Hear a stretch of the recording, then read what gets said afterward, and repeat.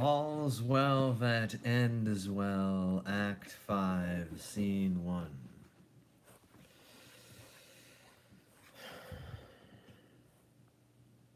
Enter Helen, widow, and Diana with 2 attendants. Helen.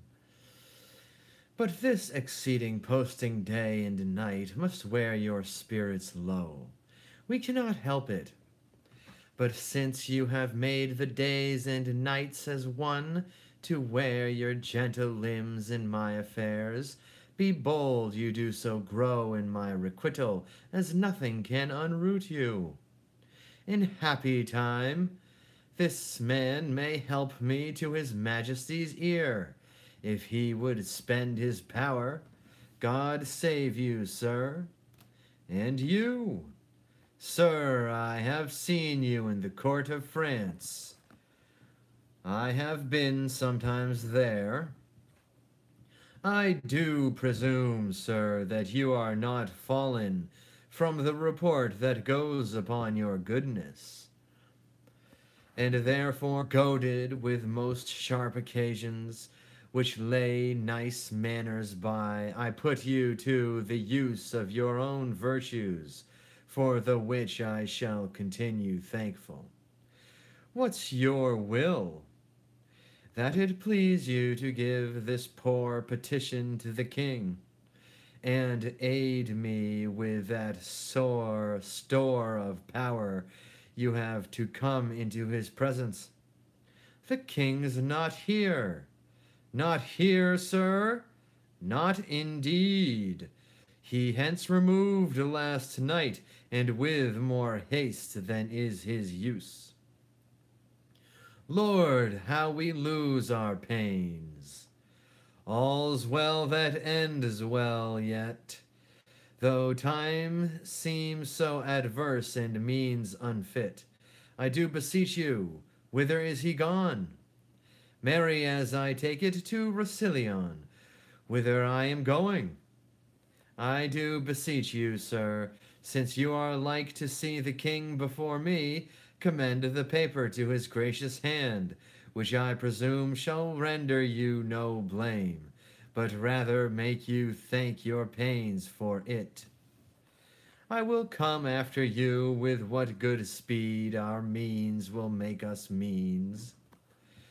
This I'll do for you, and you shall find yourself to be well thanked. Whatever falls more, we must to horse again. Go, go, provide. Scene 2. Enter Clown and Paroles. Good Master Lavatch, give my Lord Lafeu this letter. I have ere now, sir, been better known to you when I have held familiarity with fresher clothes, but I am now, sir, muddied in Fortune's mood, and smell somewhat strong of her strong displeasure. Truly, Fortune's displeasure is but sluttish if it smells so strongly as thou speakest of. I will henceforth eat no fish of Fortune's buttering. Prithee allow the wind. Nay, you need not to stop your nose, sir. I spake but by a metaphor. Indeed, sir, if your metaphor stink, I will stop my nose, or against any man's metaphor, prithee get thee further. Pray you, sir, deliver me this paper. Foh, prithee stand away, a paper from Fortune's close stool, to give to a nobleman. Look, here he comes himself. Here is a purr of Fortune, sir, or of Fortune's cat, but not a musk cat that has fallen into the unclean fish pond of her displeasure, and as he says, is muddied withal.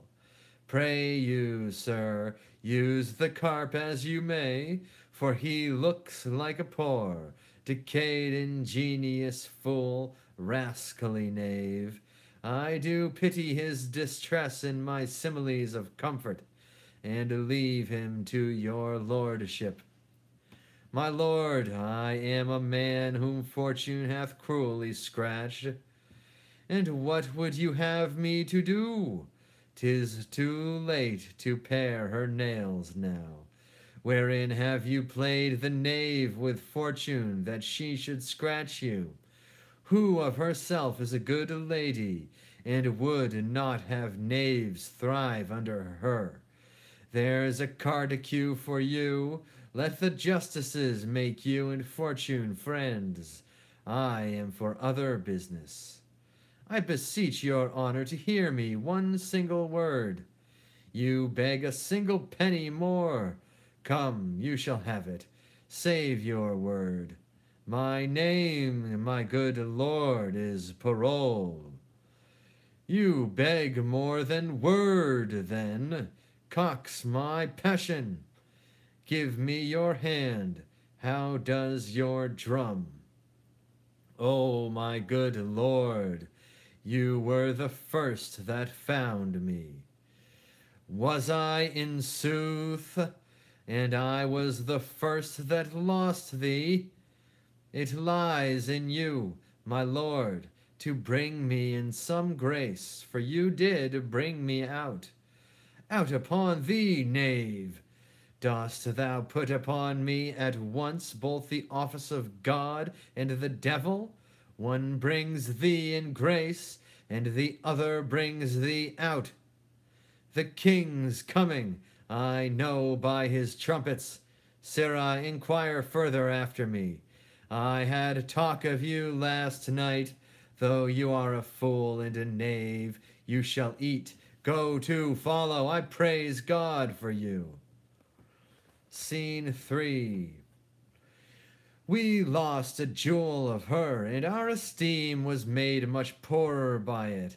But your son, as mad in folly, lacked the sense to know her estimation home. 'Tis past, my liege, and I beseech your majesty to make it natural rebellion done at the blade of youth, when oil and fire, too strong for reason's force, overbears it and burns on.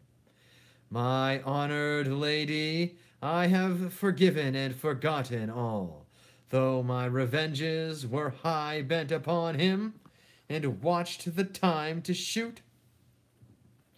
This must I say, but first I beg my pardon. The young lord did to his majesty his mother and his lady offence of mighty note, but to himself the greatest wrong of all.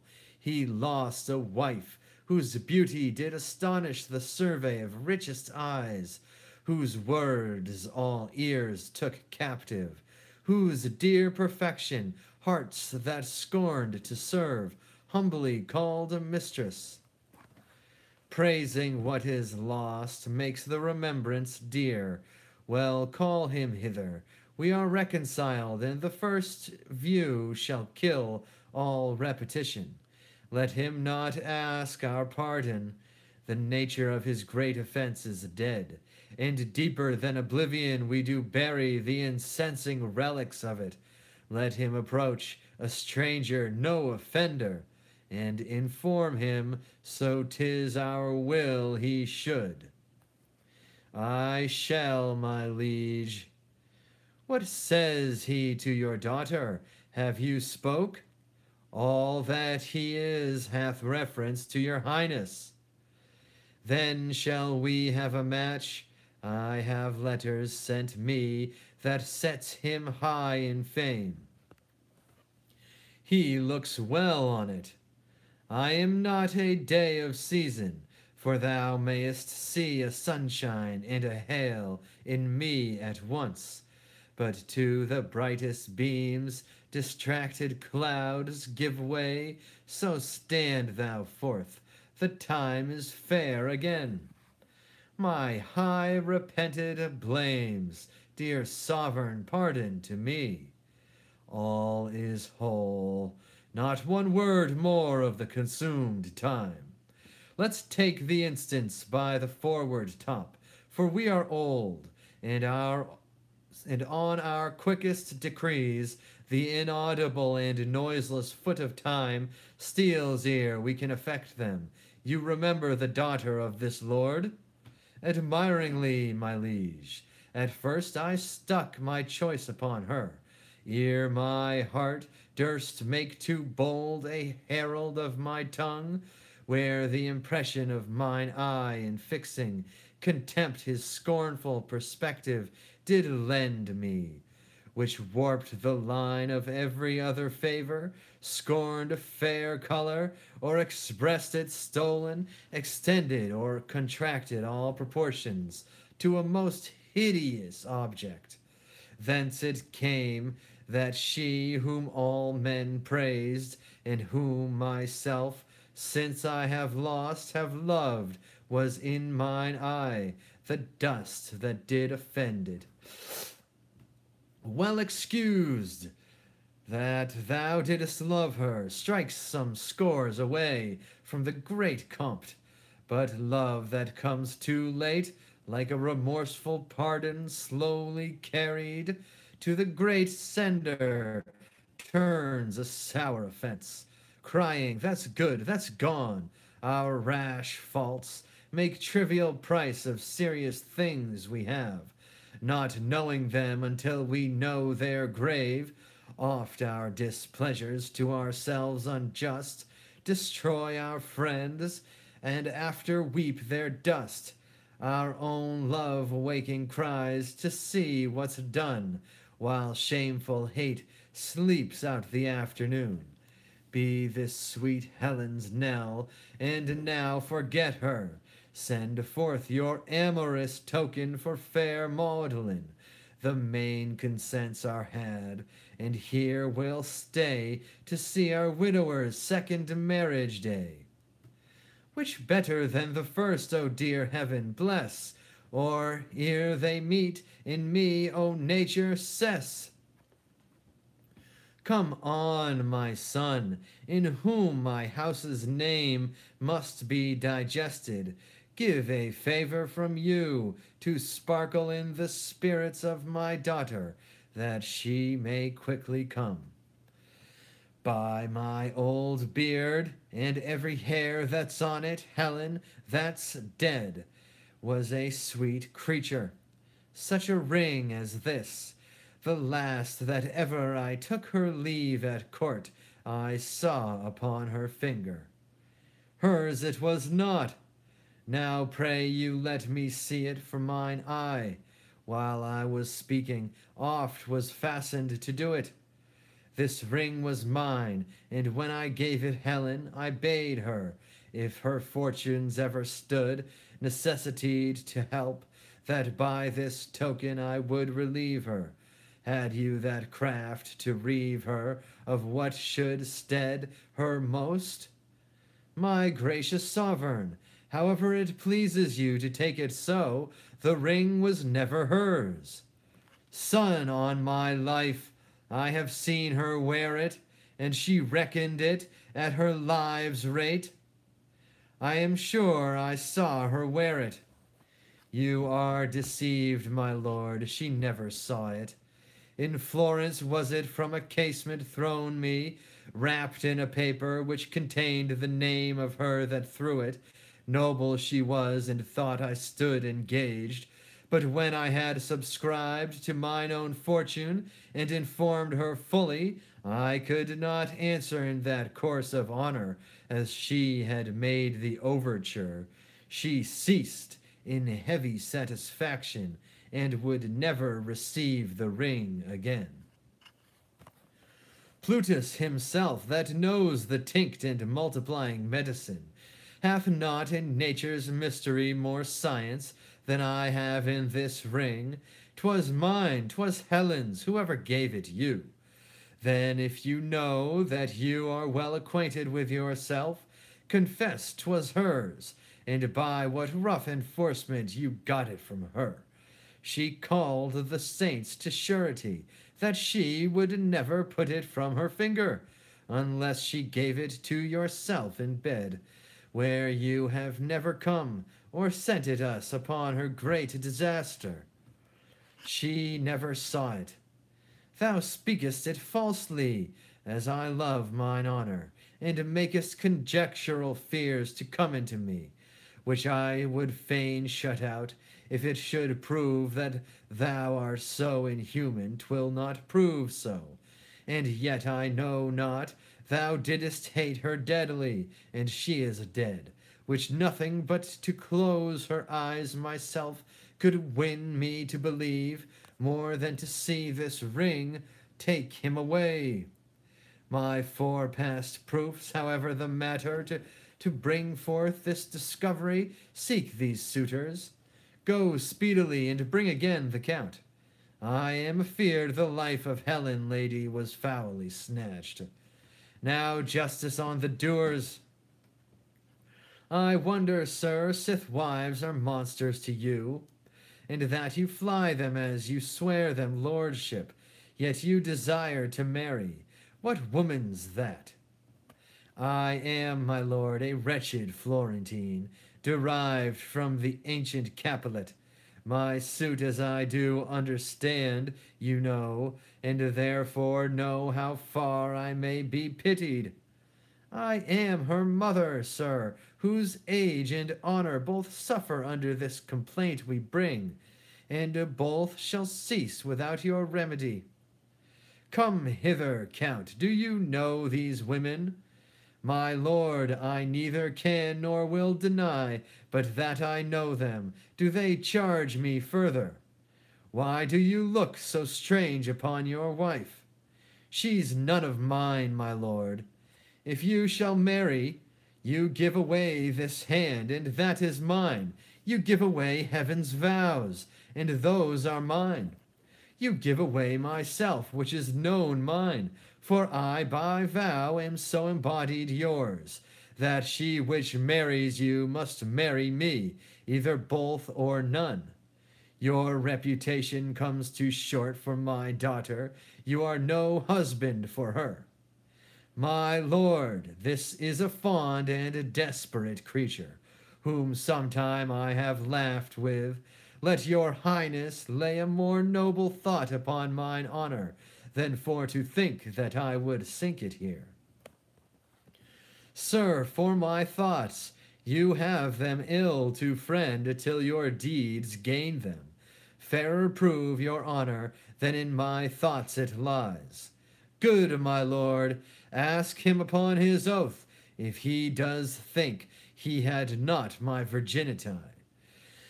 What sayest thou to her? She's impudent, my lord, and was a common gangster to the camp.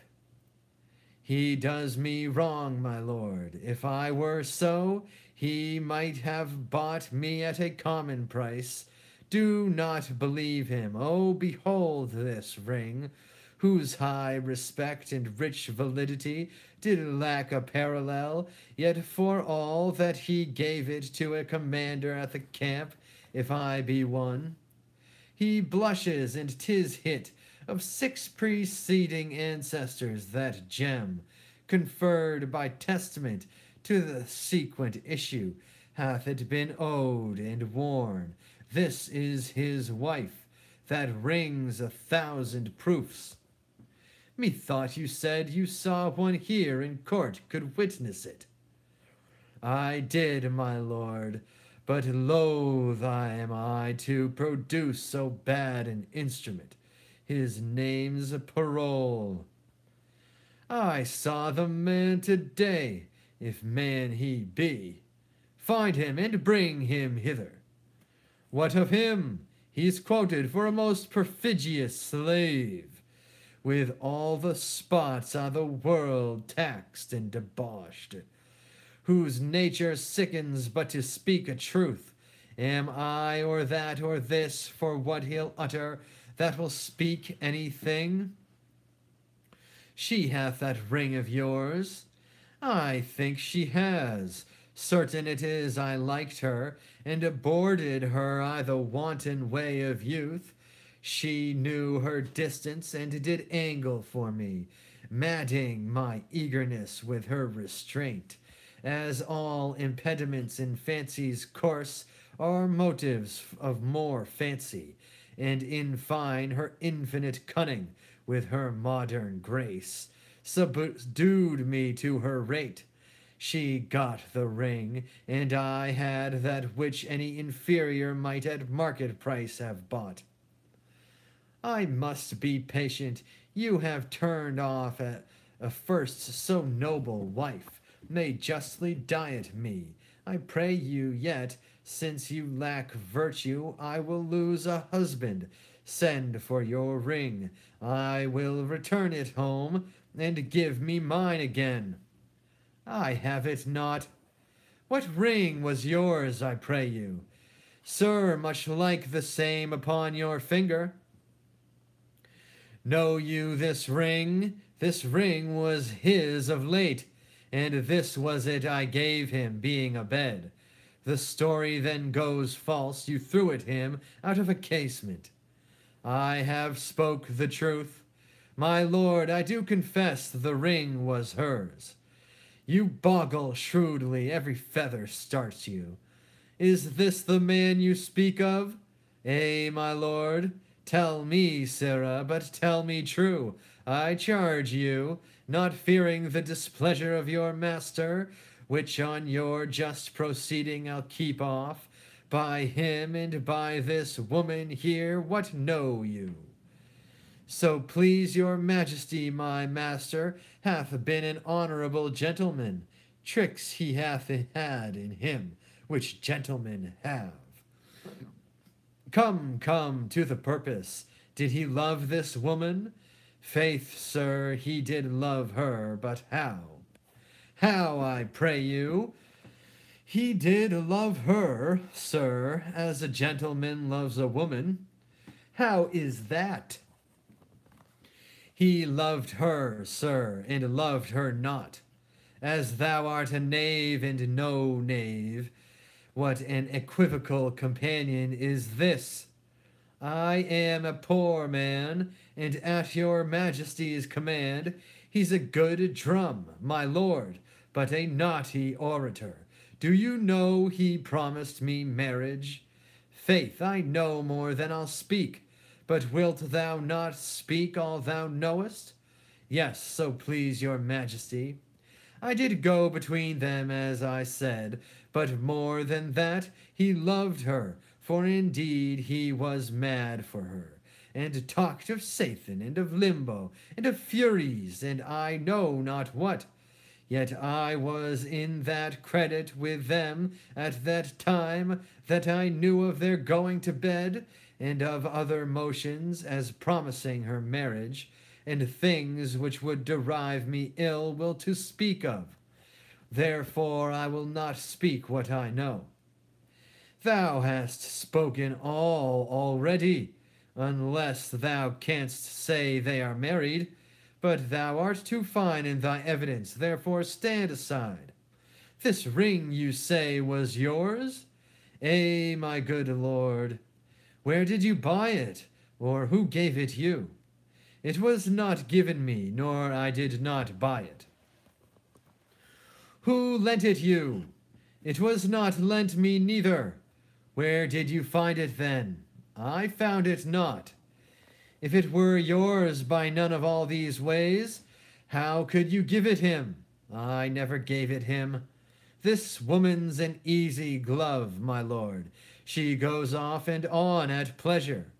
This ring was mine. I gave it his first wife. It might be yours or hers for aught I know. Take her away. I do not like her now. To prison with her and away with him, unless thou tellest me where thou hadst this ring. Thou diest within this hour. I'll never tell you. Take her away. I'll put in bail, my liege. I think thee now some common customer. By Jove, if ever I knew a man, 'twas you. Wherefore hast thou accused him all this while? Because he's guilty, and he is not guilty. He knows I am no maid, and he'll swear to it. I'll swear I am a maid, and he knows not. Great king, I am no strumpet, by my life. I am either maid or else this old man's wife. She does abuse our ears. To prison with her! Good mother, fetch my bail. Stay, royal sir. The jeweler that owes the ring is sent for, and he shall surety me. But for this lord who hath abused me, as he knows himself, though yet he never harmed me, here I quit him. He knows himself my bed he hath defiled, and at that time he got his wife with child. Dead though she be, she feels her young one kick. So there's my riddle, one that's dead is quick. And now behold the meaning. Is there no exorcist beguiles the sure office of mine eyes? Is it real that I see? No, my good lord, 'tis but the shadow of a wife you see, the name and not the thing. Both, oh, pardon. Oh, my good lord, when I was like this maid, I found you wondrous kind. There is your ring, and look you, here's your letter. This it says. When from my finger you can get this ring, and are by me with child, etc., this is done. Will you be mine now? You are doubly won. If she, my liege, can make me known this clearly, I'll love her dearly, ever, ever dearly. If it appear not plain and prove untrue, deadly divorce step between me and you. Oh, my dear mother, do I see you living? Mine eyes smell onions. I shall weep anon. Good Tom Drum, lend me a handkerchief. So I thank thee, wait on me home. I'll make sport with thee. Let thy curtsies alone, they are scurvy ones. Let us from point to point this story know, to make the even truth and pleasure flow. If thou beest yet a fresh uncropped flower, choose thou thy husband, and I'll pay thy dower. For I can guess that by thy honest aid thou keptest a wife herself, thyself a maid. Of that and all the progress, more and less, resolvedly more leisure shall express. All yet seems well, and if it end so meet, the bitter past more welcome is the sweet. Amen. And we have an epilogue, the king advancing. The king's a beggar, now the play is done. All is well ended, if this suit be won. That you express content, which we will pay, with strife to please you, day exceeding day. Ours be your patience then, and yours our parts. Your gentle hands lend us and take our hearts. And of all's well that ends well. And we have a little graphic. Whoop whoop.